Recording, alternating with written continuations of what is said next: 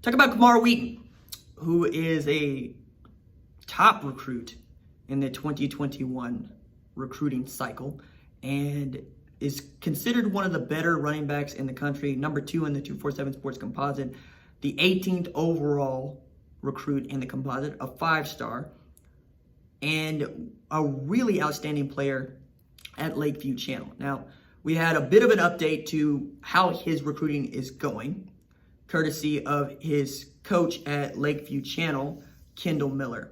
Texas, Alabama, LSU, and Oklahoma seem to be the front runners, with Texas A&M and SMU still there, so that's basically the same as we thought it was going to be.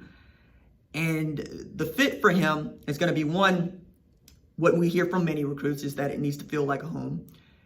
And places that have the bells and whistles have a better shot. All of those places do. LSU with the locker rooms. Oklahoma has overhauled stadium in recent years. But more than that, we got to talk about one of the fastest players in 2021.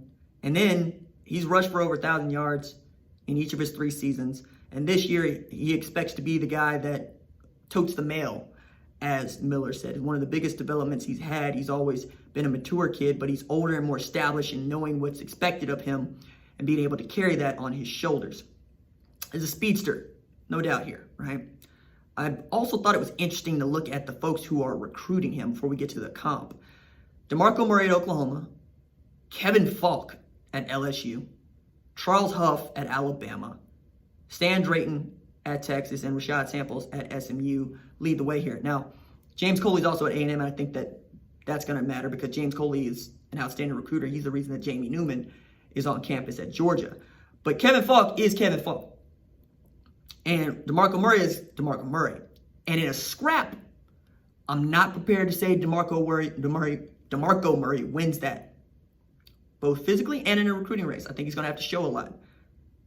Now, as it looks more and more like Oklahoma's going to take one running back and they've set their sights on him, that's going to matter and that's going to be important. But Kevin Falk is a legend in his own right at Louisiana State University. And Kevin Falk is Louisiana like you think about Louisiana, especially from the north side, because that man has cement in both hands.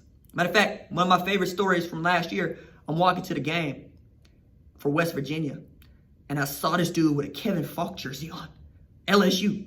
And I said, yo, man, are you an LSU fan? What's going on? He's got steel in both hands. Because apparently there's a number of people that understand that you don't want it with Kevin Falk in a fist fight, right? He's already landed one running back, though, in Corey Kiner out of Ohio, right? 4-star kiddo who's rushed for over 2,000 yards in a season in his career. SMU still feels like they have no business being in this discussion, and yet Rashad Samples has them right there. Texas is Texas, and we understand, with a top 15 class that seems to be getting stronger.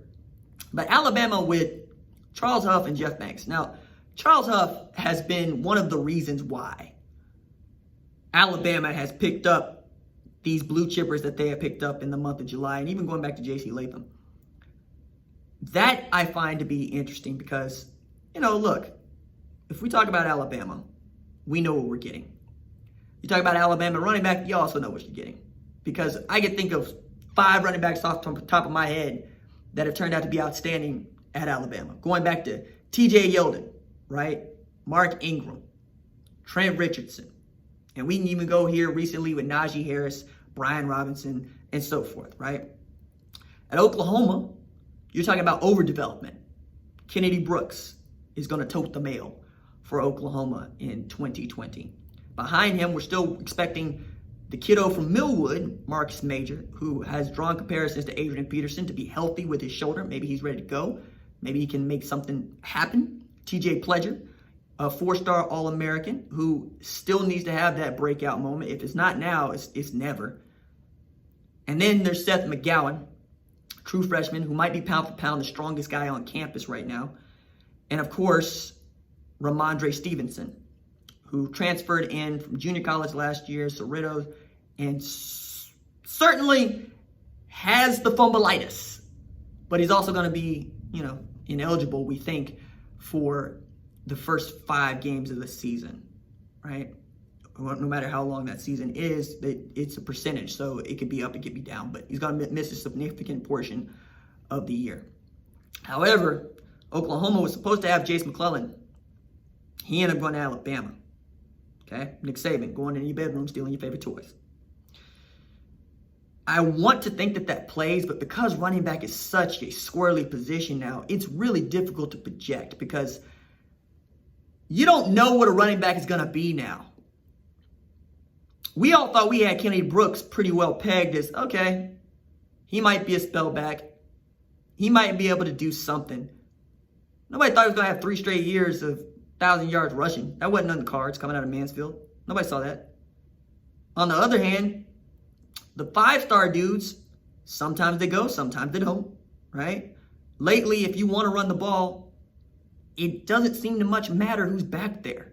I mean, I want to say that it does, but if you got a surplus of wideouts and one of those dudes is short, you throw him back there, you might be able to do something based on how good the offensive line is, how good your blocking scheme is, whether or not that man hesitates or hits the hole. We have these conversations at the NFL level all the time. You know, Ty Gurley is washed at 26. That dude was like borderline MVP 2 years ago. And then at Oklahoma, you got to go back to Joe Mixon as the last time that Oklahoma landed a 5-star tailback. That's what they're hoping to do with Camar Wheaton for the first time in 6 years. And I've said this to start the show. I will say this throughout the rest until it happens. Until Oklahoma can recruit with Alabama, Ohio State, Clemson, LSU, Georgia, we're talking about them being All-State and Rhode Island. The Big 12 might be the 3rd best conference, 4th best conference to me.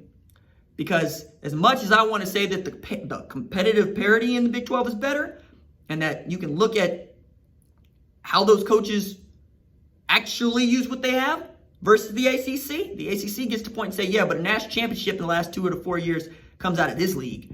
It's like, yeah, but the rest of y'all are trash. Yeah, but they got to play against us, and we get to take credit for that. And they do. That's what it is. For real? Okay, all right. So I wanted to point that out because I think that getting Camar Wheaton into the boat gets you a step closer to that. You also need to get Emeka Egbuka, who I want to talk about when we come back. Okay?